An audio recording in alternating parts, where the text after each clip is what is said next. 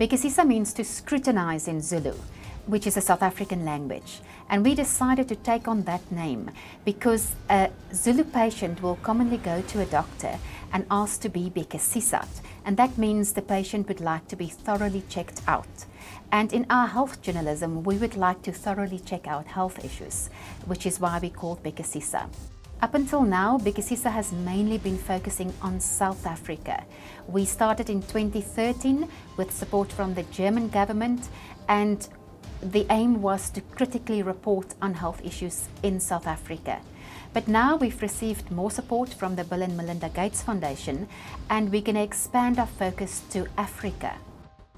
I'm on my way to Malawi, to a rural village in the south of the country, where healthcare isn't easily available.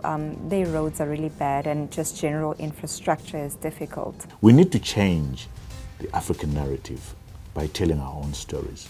Nobody is going to change our narrative by telling our own stories because they don't know who we are, where we come from, and where we want to go.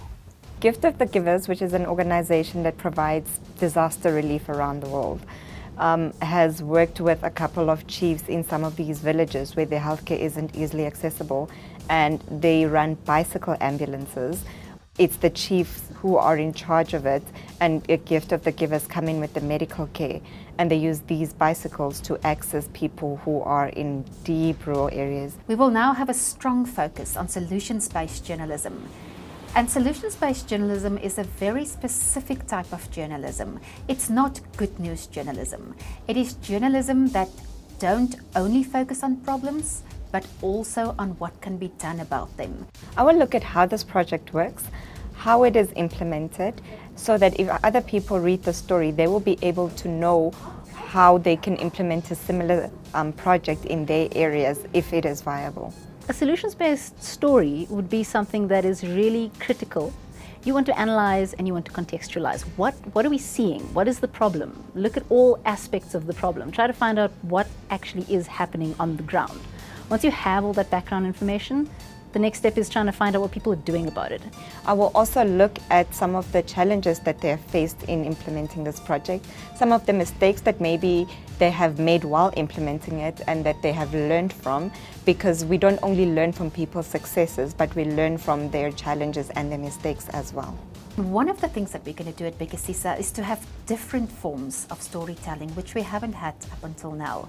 So we're no longer only going to have print features. We can have a very strong focus on multimedia. Some of the health issues that we'll be looking at will be very complex, and using different mediums to explore that will help us provide our readers with, in-depth reporting in print, or perhaps a very focused podcast, maybe a short video that just focused on a few bare facts. We will be able to mentor correspondents in those countries who live in those countries to file stories for us. We will go through editing processes and through talking about what angles will work for us. At Bhekisisa, we want to engage people in conversations. We want to expand our dialogue. We want to talk about Africa's health problems, and we want to talk about what we think could make a difference. So for instance, something that has worked in Uganda or something that hasn't worked in Libya, it's important that we expose those issues.